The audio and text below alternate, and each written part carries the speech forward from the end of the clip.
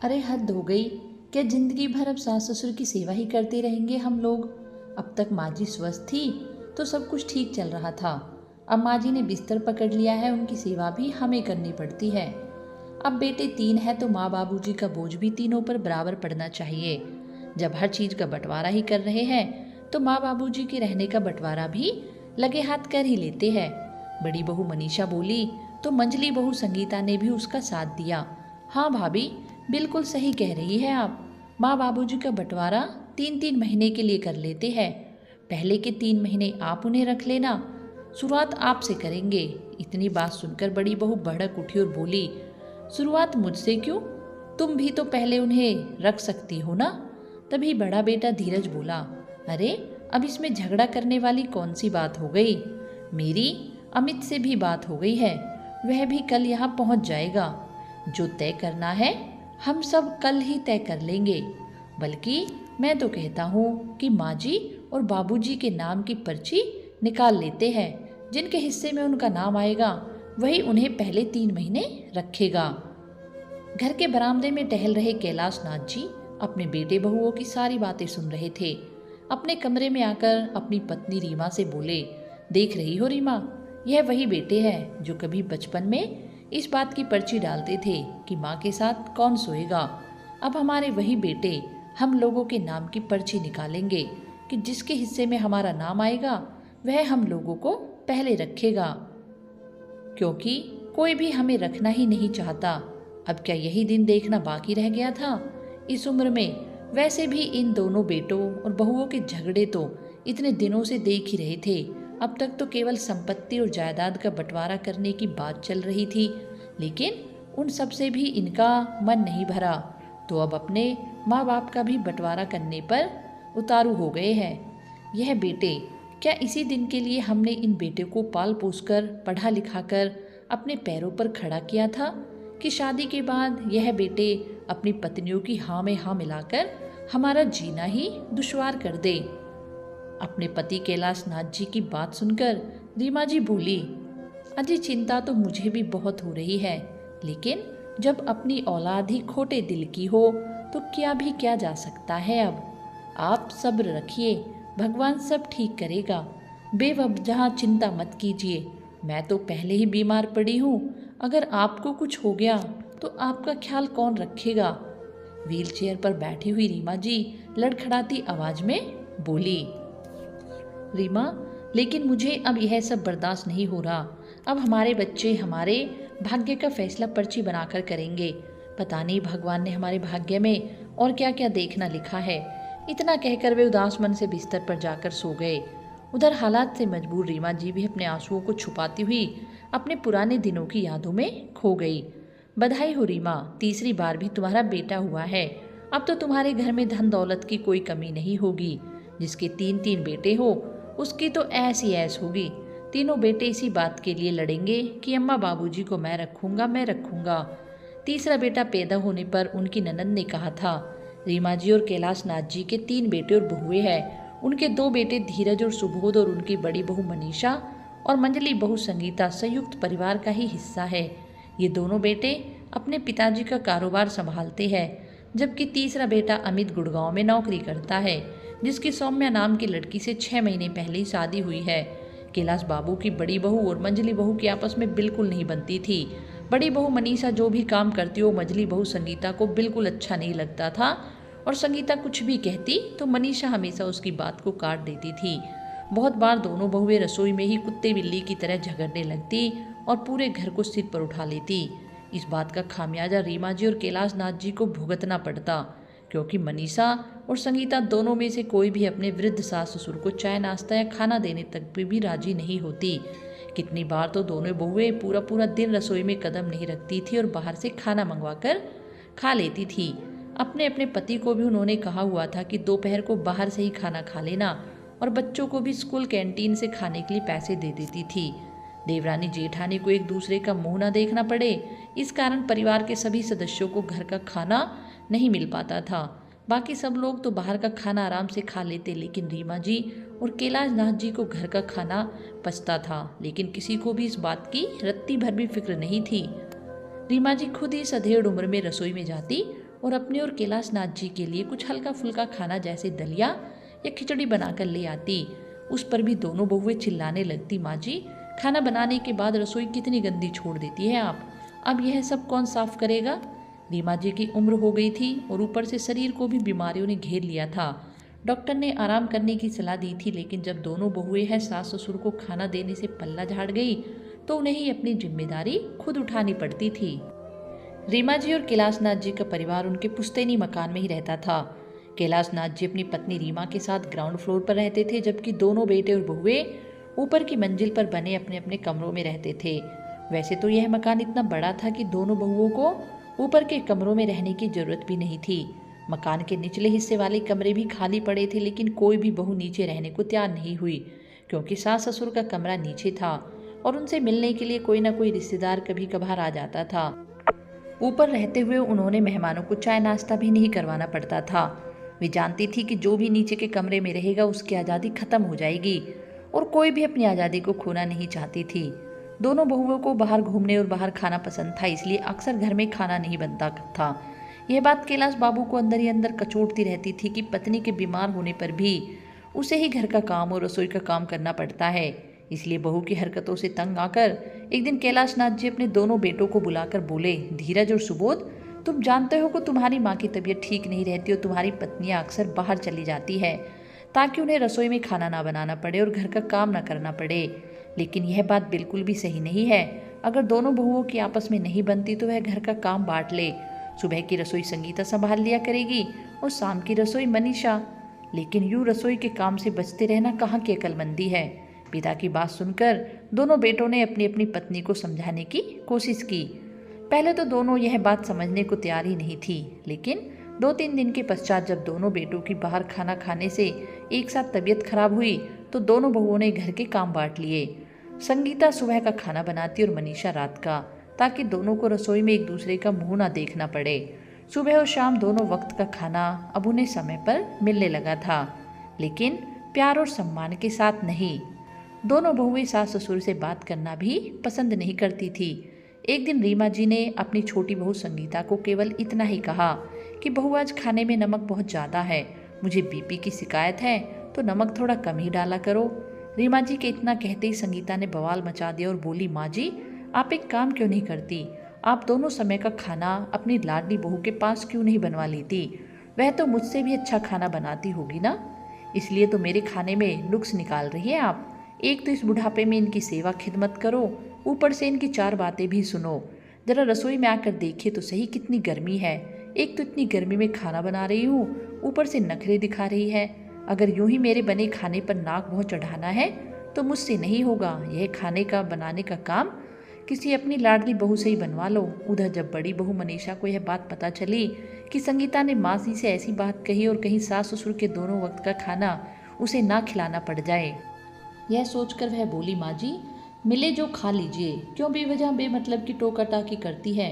आपको मालूम है कि हम लोग तो बाहर से भी खाना मंगवा कर खा लेंगे, लेकिन आप लोगों का खाना बाहर से नहीं चल सकता, क्योंकि आपको वैसे भी डॉक्टर ने काफ़ी चीज़ों से परहेज रखने को कहा है। अब रोज़ घर में खाना बन रहा है तो उसमें भी आपके नखरे।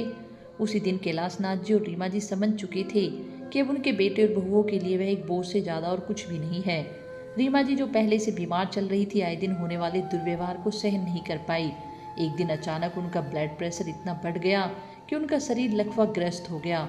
अब उनके शरीर का आधा भाग बेकार हो गया और वो व्हील चेयर पर आ गई। अभी तक तो जैसे तैसे वह अपना काम कर लिया करती थी, लेकिन लकवाग्रस्त होने के बाद अब वे दोनों बिल्कुल बहुओं के रहमो करम पर आश्रित हो चुके थे। रीमा जी बेबस अपने बिस्तर पर या व्हील चेयर पर पड़ी रहती और कैलाश बाबू अपनी पत्नी का ध्यान रखने के लिए अब घर पर ही रहने लगे, क्योंकि बहुओं से तो बड़ी मुश्किल से उन्हें 2 वक्त की रोटी ही दी जाती थी। रोटी देकर जाती तो दोबारा कमरे में झांकती भी नहीं थी। कैलाश नाथ जी के घर बैठने के कारण उनके दोनों बेटे धीरज और सुबोध में व्यवसाय को लेकर लड़ाई होनी शुरू हो गई। धीरज ने इल्ज़ाम लगाया कि सुबोध दुकान से ज़्यादा पैसे उठाता था, जिस वजह से हिसाब किताब में गड़बड़ हो रही थी, और सुबोध कहने लगा कि धीरज उस पर झूठा इल्ज़ाम लगा रहा है। खैर सारी बातों का निचोड़ यही निकला कि दोनों भाइयों को अब अलग होना चाहिए और अपनी अपनी जिम्मेदारी उठा लेनी चाहिए। धीरज का कहना था कि अब मेरे बच्चे भी बड़े हो रहे हैं तो उनका खर्चा ज़्यादा है, अगर सुबोध इसी तरह दुकान से पैसे निकालता रहा तो वह दिन दूर नहीं जब खाने के लाले पड़ जाएंगे। इसलिए बंटवारे में ही फायदा है, ताकि हम लोग अपने अपने पैसे बचा पाए। दोनों ने ही मिलकर फैसला कर लिया कि जब दुकान वे दोनों संभाल रहे हैं तो दुकान के केवल 2 हिस्से किए जाएंगे, क्योंकि तीसरा भाई तो नौकरी करता है। दोनों ने ही मिलकर पुश्तैनी मकान और गांव से दूर जो उनका एक मकान था उसके बंटवारे का फैसला भी खुद ही कर लिया, जिसमें पुश्तैनी मकान एक के हिस्से में आ जाएगा और गांव से दूर दूसरा मकान दूसरे बेटे के हिस्से में आएगा। क्योंकि उनके तीसरे भाई अमित ने अपना मकान गुड़गांव में ही बना लिया है, इसलिए उसे मकान की जरूरत नहीं है। हालांकि गांव की जमीन के बारे में उन्होंने विचार किया कि इसके 3 हिस्से किए जाने चाहिए, जो तीनों में बराबर बांट दिए जाएंगे। ऐसा बंटवारा सुनकर दोनों बहुएं बड़ी खुश हो गई। संगीता अपने पति सुबोध से बोली कि मैं तो कब से अलग होना चाहती थी, मगर आप ही नहीं मान रहे थे। देखा आज कैसे बड़े भाई ने आप पर इल्जाम लगा दिया, जबकि मैं भी जानती हूँ कि वह कोई दूध के धुले नहीं है। वह हर महीने दुकान से ज़्यादा पैसे उठाते थे, लेकिन आपने तो कभी उनसे हिसाब नहीं मांगा। हिसाब मांगना तो दूर, सीधा आप पर ही इल्ज़ाम लगा दिया गया। दूसरी ओर धीरज की पत्नी मनीषा यह सोचकर खुश थी कि रोज रोज अपनी देवरानी का मुंह नहीं देखना पड़ेगा, और बोली, मैं तो पहले ही आपसे कहती थी कि ये दोनों पति पत्नी 1 नंबर के चोर हैं। अच्छा हुआ इनसे छुटकारा मिल गया। दोनों बेटे बहू इतने खुश थे कि अलग होने की खुशी में वह माता पिता को तो जैसे भूल ही गए थे। कैलाश बाबू और रीमा जी बैठे बैठे सब देख रहे थे, उनकी बातें सुन रहे थे और मन ही मन सोच रहे थे कि जो बेटा बहू वे हमें साथ रखेंगे, हमें खुशी खुशी उनके साथ रह लेंगे। रीमा जी कैलाशनाथ से बोली, जो बेटा बहू हमें अपने साथ रखने के लिए कहेंगे तो हम उन दोनों के साथ ही चले जाएंगे। वैसे भी हम बूढ़ों को इस उम्र में चाहिए क्या, बस 2 समय की रोटी, इसलिए आप कुछ मत कहिएगा। तभी कैलाशनाथ जी बोले, अरे रीमा, मैं बेवजह क्यों फटे में टांग अड़ाने लगा, लेकिन हाँ अगर बात हमारे वजूद पर आ गई तो मैं भी चुप नहीं रह पाऊंगा। कुछ देर बाद जब कैलाश जी बरामदे में टहलने निकले तो उन्होंने देखा कि उनके बेटे बहुए किसी गंभीर विषय पर चर्चा कर रहे हैं।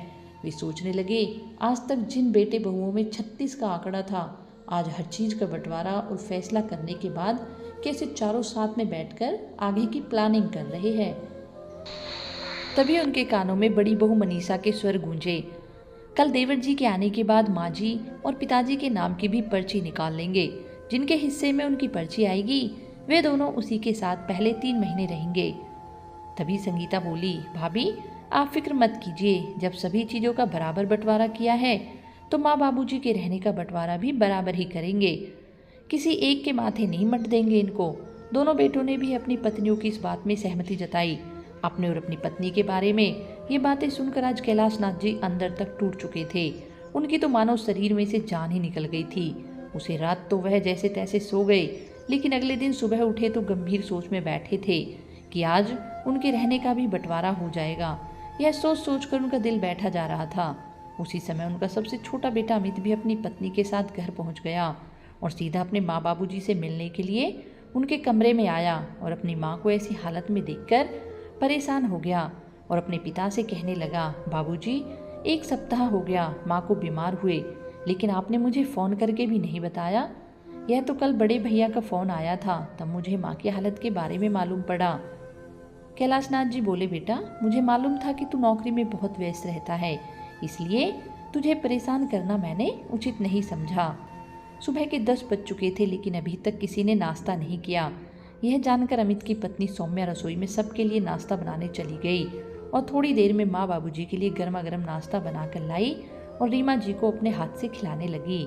उसी समय धीरज और सुबोध भी अपनी अपनी पत्नियों के साथ कैलाश जी के कमरे में पहुंच गए और एक दिन पहले संपत्ति के बंटवारे के विषय में जो फैसला उन्होंने लिया था उसे बता दिया। अमित यह बात सुनकर हैरान था कि बाबूजी की दुकान, 2 बड़े बड़े मकान और गांव की जमीन में से उनके हिस्से में केवल गांव की जमीन का 3रा हिस्सा ही दिया गया था। उसी समय बड़ी बहू मनीषा बोली, देवर जी अब आप ही आ गए हैं तो लगे हाथ माँ बाबूजी के रहने का बंटवारा भी किए देते हैं। हम लोगों ने सोच लिया है कि माँ बाबूजी 3-3 महीने हम सभी के साथ रहेंगे और पहले किसके साथ रहेंगे इस बात का फैसला पर्ची निकाल कर किया जाएगा। तभी अमित बोला, भाभी यह बात तो ठीक नहीं, यह दोनों हमारे माँ बाबूजी हैं, कोई घर का पड़ा सामान नहीं जिसका आप बंटवारा कर देंगी। मनीषा बोली, देवर जी आप तो बस गुड़गांव में रहते हुए नोट गिन रहे हैं, इन दोनों की सारी जिम्मेदारियां तो हम लोगों ने ही उठा रखी है। फिर अमित ने कहा, क्यों भाभी, माँ बाबूजी का जितना खर्चा होता है उतने पैसे तो मैं हर महीने बड़े भैया के पास भेजता हूँ। तो फिर आप ऐसी बात क्यों कर रही हैं? अभी यह बातें चल ही रही थी कि अमित का एक फ़ोन कॉल आ गया, जिसको अटेंड करने के लिए वह बाहर बरामदे में निकल आया। फ़ोन पर बात करके पीछे मुड़ा तो देखा उसकी पत्नी सौम्या खड़ी थी और आकर अपने पति से बोली, जी मैं आपसे एक बात कहना चाहती हूँ। अमित ने कहा, बोलो क्या बात है? तो सौम्या बोली, क्या हम माँ बाबूजी को हमेशा के लिए अपने साथ नहीं रख सकते? आखिर बेटा बहू होते हुए हमारा भी तो कुछ फ़र्ज बनता है उनके लिए। सौम्या की बात सुनकर अमित के चेहरे पर मुस्कान आ गई और बोला, मैं भी यही सोच रहा था कि एक बार तुमसे इस बारे में पूछूं। तो सौम्या बोली, अजी इसमें पूछने की क्या बात है? माँ बाबूजी ने आपको अपने पैरों पर खड़ा करके अपना फ़र्ज निभा दिया, तो अब क्या अपना फ़र्ज निभाने के लिए अपनी पत्नी से पूछेंगे? कुछ समय बाद अमित अपने बाबूजी के पास गया और उन्हें अपने पत्नी के मन की बात बताई। अपने बेटे बहू के ऐसे विचार सुनकर कैलाश बाबू का हृदय गदगद हो गया और बोले, तुम जैसा बेटा बहू पाकर तुम्हें धन्य हो गया। अमित ने कहा, ठीक है बाबूजी, अब आप दोनों का सामान पैक कर देते हैं और आप हमारे साथ गुड़गांव चलेंगे। वहाँ चलकर माँ का किसी अच्छे से अस्पताल में इलाज करवाएंगे। मुझे उम्मीद है कि माँ कुछ ही दिनों में स्वस्थ हो जाएंगी। अपने बेटे की यह बात सुनकर कैलाश जी गंभीर हो गए और बोले, बेटा लेकिन अभी एक बहुत ज़रूरी काम करना बाकी है, पहले वो काम कर लूँ, फिर हम दोनों तुम्हारे साथ चलेंगे। कौन सा ज़रूरी काम पिताजी? बेटा जब वह काम हो जाएगा मैं तभी बताऊँगा, अभी तुम लोग जाकर आराम करो। अगले दिन सुबह कैलाश नाथ जी बिना बताए कहीं चले गए और शाम के वक्त लौट कर आए तो उनके हाथों में कुछ डॉक्यूमेंट्स थे और चेहरे पर आत्मविश्वास। कैलाश नाथ जी ने तीनों बेटों और बहुओं को अपने कमरे में बुलाया और बोले कि बंटवारे के विषय में मैंने एक फैसला किया है। फैसला? अब कौन सा फैसला? करना बाकी था। उस दिन हम लोगों ने सब कुछ तय तो कर लिया था, बड़ा बेटा बोला। कैलाश नाथ जी बोले, वह फैसला तुम्हारी तरफ से था, लेकिन मैंने उस फैसले को स्वीकृति नहीं दी थी। आज मैंने कुछ फैसला किया है, मैं इस घर के 3 हिस्से करने जा रहा हूँ। ऐसा कहते उन्होंने कागजात अपने दोनों बड़े बेटों की तरफ बढ़ाए। ये बात सुनकर उन दोनों को तो जैसे होश उड़ गए। चौंकते हुए धीरज बोला, बाबूजी आप हमारे साथ ऐसा कैसे कर सकते हैं? इस घर के 3 हिस्से करने का क्या मतलब? छोटे ने तो गुड़गांव में अपना मकान खड़ा कर लिया है, फिर उसका इस मकान पर हक नहीं रह जाता। बेटा अभी मेरी बात खत्म नहीं हुई है, पहले पूरी बात तो सुन लो। मैं केवल इस घर को ही नहीं बल्कि अपनी दुकान को भी 3 हिस्सों में बांट दिया है। गांव का मकान और ज़मीन मैंने बेचने पर लगा दिए है और सबसे छोटे बेटे अमित के साथ मैं अपना एक जॉइंट अकाउंट खुलवा रहा हूँ। गांव की प्रॉपर्टी बेचकर जितना भी पैसा आएगा वो उसी अकाउंट में जाएगा, जिससे मेरी पत्नी का अच्छे से अच्छे अस्पताल में इलाज हो पाएगा। बाकी का बचा हुआ पैसा छोटे का ही होगा। यह बात सुनकर बड़ी बहू और मंझली बहू गुस्से में आकर जोर शोर से चिल्लाते हुए बोली, यह तो अन्याय है बाबूजी, हमने जो इतने दिन आपकी सेवा की उसका हमें यही सिला दिया। कौन सी सेवा बहू, हमें 2 वक्त की रोटी कौन देगा? इस बात का फैसला करने के लिए भी तुम लोग पर्चियों का सहारा ले रहे थे। अपनी माँ का अस्पताल में अच्छे इलाज करवाने की बजाय तुम लोगों के बंटवारे की पड़ी थी। तुम्हारी सेवा का ही परिणाम है कि आज मेरी पत्नी व्हील चेयर पर पड़ी है, जरा देखो उसकी हालत। ऐसा कहते हुए कैलाश नाथ जी फपक फपक कर रो पड़े। अपने पति को इस तरह रोता हुआ देखकर रीमा जी की आंखों में भी आंसू बह निकले। दोनों बहुएं जो अभी तक बहुत खुश थी कैलाश नाथ जी का फैसला सुनाने के बाद, अचानक उनकी खुशी गम में तब्दील हो गई। तभी छोटे बेटे अमित ने कहा, बाबूजी हमें जायदाद में से 1 पैसा भी नहीं चाहिए, हमें बस आप लोगों का आशीर्वाद चाहिए और उम्र भर के लिए आपका साथ चाहिए। फिर कैलाश नाथ जी बोले, लेकिन बेटा मैं देना चाहता हूँ और तुम मना नहीं करोगे। अगले दिन सुबह कैलाश नाथ जी और रीमा जी अपने छोटे बेटे और बहू के साथ गुड़गांव के लिए निकल गए। वहाँ अमित ने अपनी माँ रीमा को एक अच्छे से डॉक्टर के पास ले गया। डॉक्टर ने कुछ दवाइयों के साथ स्पेशल डाइट और ख़ास तरह की एक्सरसाइज बताई। सौम्या ने सब कुछ अच्छे से समझ लिया और अपनी सासू माँ की सेवा करने में दिन रात एक कर दिए। कुछ ही दिनों में रीमा जी बिल्कुल ठीक हो गई। आज कलयुग के इस श्रवण कुमार और उसकी संस्कारी पत्नी ने आज अपने माता पिता का बुढ़ापा सुधार दिया। दोस्तों, यदि हमारी कहानी पसंद आए तो हमारे चैनल को सब्सक्राइब अवश्य करें। धन्यवाद।